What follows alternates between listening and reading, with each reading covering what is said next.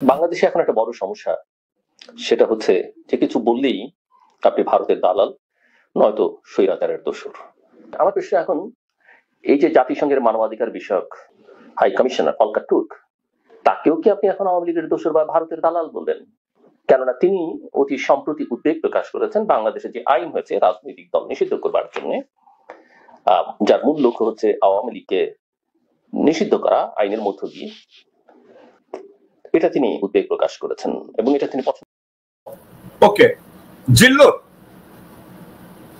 তুমি বলছো আমি তোমার মতো একটা পাঁচাটা নৈতিক স্খলনের একটা মানুষকে এবং অর্ধশিক্ষিত একটা ছাগলকে আমি কখনো বলবো না আপনি বলতে, আপনি শব্দটাকে রেপ করা হবে আমি যদি তোমার মতো একটা গান্ডুকে আমি যদি আপনি বলি।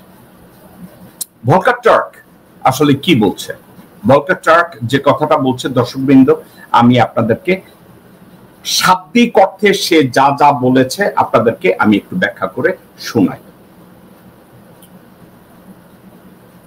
Volker Turk, the UN High Commissioner of the Human Rights, has expressed concern over the interim government in Bangladesh's ban on Awami League. অর্থাৎ হিউম্যান রাইটস কমিশনার ভলকার টার্ক তার কনসার্ন সে জানিয়েছে আওয়ামী লীগকে ব্যান করার ব্যাপারে। Key points from Volker Turk's stance: undermining freedom. He stated that recent changes to legislation allowing the banning of political parties unduly restrict the freedom of association, expression, and assembly. দর্শকবৃন্দ, এই যে তিনটা কথা বলেছে, unduly restrict freedom of association, expression, and assembly, আমি জিল্লুরকে জিজ্ঞাসা করি, একটা ফেক আন্দোলন দ্বারা করানো ছাত্রলীগের লোকজনদেরকে দিয়ে ইসকনের পাশে দাঁড়ায়া এটা কি ফ্রিডম অফ এক্সপ্রেশন হইল? এটা কি ফ্রিডম অফ পলিটিক্যাল অ্যাক্টিভিটিস হইল?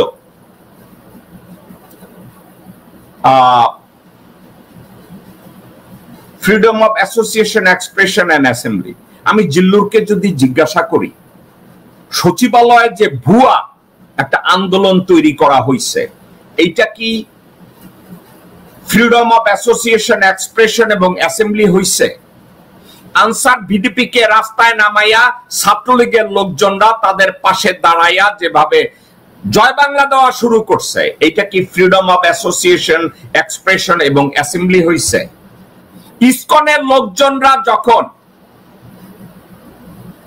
বাইতুল মোকাররমের সামনে যাওয়ার চেষ্টা করেছে, হিজবুত তাহরীর ছাত্রলীগের লোকজনরা পাজামা পাঞ্জাবি পয়রা ভারতের সহায়তায় ওখানে দাঁড়াইছে, ওইটা কি freedom of association, expression and assembly হয়েছে? জিল্লুর রহমান, ভলকার টার্ক বলেছে সুস্থ রাজনৈতিক কর্মসূচি, দেশের প্রয়োজনে যে কোনো অ্যাক্টিভিটিস, যে কোনো মতামতের প্রকাশ, এগুলোর বাধা যদি দেয় সেক্ষেত্রে জাতিসংঘ কনসার্ন, সে সতর্কতার কথা বলেছে। কিন্তু ভলকার টার্ক তো এটা বলে নাই যে freedom of association and assembly concern Hizb ut Tahrir ভুয়া ড্রেস পইরা, ইসকনের জামা কাপড় পইরা ওইখানে ছাত্রলীগের লোকজনরা লগি বৈঠা নিয়ে নামবে, এটাকে তো সাপোর্ট করে ভলকার টার্ক বলে নাই that is the right appropriate of political assembly or association. Volker Turk কি তাই বলছে? জিল্লুর আবার পড়ি। Concerned about the ban, Turk raised alarm over the ban on Awami League. একটা কথা বলি, ভলকার টার্ককে পরে ব্রিফ করা হয়েছে, তাকে বলা হয়েছে আওয়ামী লীগকে ব্যান করা হয় নাই, আওয়ামী লীগের কার্যক্রমকে সাময়িকভাবে স্থগিত করা হয়েছে। Restriction political activities, emphasizing that this measure undermine free election and fundamental freedom. দর্শকবৃন্দ, ভলকারটা ঠিক কথা বলেছে, কিন্তু আওয়ামী লীগ এবং আওয়ামী লীগকে রিভাইভ করানোর জন্য বিএনপি এবং ইসকন যারা নিজেদেরকে হিন্দু বলে, ওরা হিন্দুও না, ওরা হিন্দু ধর্মের কাছাকাছিও না, ইসকন এবং ছাত্রলীগের ড্রেস পরে যারা হিন্দু হয়ে যায়, মুসলমানের ছেলেপান্ডা হিন্দু হইয়া রাস্তায়, ইসকন হইয়া রাস্তায় নামে। ছাত্রলীগের পোলাপান্ডা যারা জীবনে নামাজ পড়ে নাই, তারা মাথায় টুপি দিয়া পাঞ্জাবি পইরা হিজবুত তাহারি হইয়া বাইতুল মোকাররমের সামনে দাঁড়ায় যায়। এগুলো কি নরমাল পলিটিক্যাল অ্যাক্টিভিটিস নাকি expression, political expression of opinion? জিল্লুরকে যদি আপনারা জিজ্ঞাসা করেন, ভলকার টার্ক রাজনৈতিক মতামত এবং ভিন্ন মতামতের স্বাধীনতার ব্যাপারে উনি সতর্কতা কথা বলেছে, সরকারকে বলেছে সহিষ্ণু হওয়ার কথা, উনি ব্যাপারে কনসার্ন হয়েছে। তো ভলকার টার্কের উপরে তাকে ভারতীয় বলার, তাকে রয়ের এজেন্ট বলার বা তাকে মূর্খ বলার তো কোনো কারণ নাই, কারণ সে তো তোর মতো গু খায় না জিল্লুর, তোর মতো হারামজাদা। এই ইংরেজি তুই পড়িস নাই, আমি এখন যদি পড়ি তুই পড়িস নাই? হ্যাঁ হারামজাদা জিল্লুর, হারামজাদা গান্ডু, তুই পড়িস না এগুলো? আমি ভলকার টার্ক যে ওপিনিয়নটা দিয়েছে আমি পুরাটা পড়েছি, আমি তার কথার মধ্যে আমি কোথাও কোনো নেগেটিভ কিছু দেখি নাই। তাকে ভারতীয় বলার কোনো কারণ নাই, ভারতীয় দালাল বলার, রয়ের দালাল বলার আমি তো কোনো কারণ দেখি না। সাবজেক্টটা হচ্ছে, প্রথম কথা, আওয়ামী লীগকে ব্যান করা হয় নাই, তাদের কার্যক্রমের উপরে স্থগিতাদেশ দেয়া হয়েছে একটা কারণে, তাদের বিভিন্ন অপকর্মের বিচার হচ্ছে এবং তারা কন্টিনিউয়াসলি একের পর এক দেশের ভিতরে আইন শৃঙ্খলা পরিস্থিতির অবনতির জন্য তারা এমন কাজ কারবার, ডাকাতির থেকে শুরু করে, চুরি করার থেকে শুরু করে, চাঁদাবাজির থেকে শুরু করে, ধর্ষণ থেকে শুরু করে, অ্যাটাক থেকে শুরু করে, মানে জনমনে আতঙ্কের তৈরি করছে। তো সেক্ষেত্রে সঠিক আইনের প্রয়োগে তাদের কার্যক্রমকে যদি স্থগিতাদেশ দেয়া হয়, সেক্ষেত্রে হোয়াট ইজ ইয়োর ইস্যু? সেক্ষেত্রে তুমি ভলকার টার্কের নামটাকে ওখানে এনে তুমি তোমার পুটকি চুলকাবা জিল্লুর, নাকি তুমি গে হইতেছ? ভলকার টার্ককে দেখে তোমার টাটাইতেছে পাচা? জিল্লুর, একটু লেখাপড়া করবে।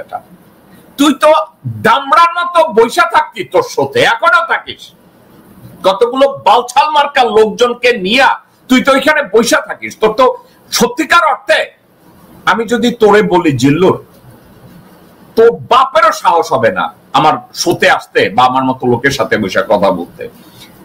আমি তো সবাইরে বলছি আমার সাথে বসে কথা বলবেন, প্রমিস করতেছি আপনাদেরকে গালি দেব না, কোনো খারাপ কথা বলবো না, information against information, civility against civility.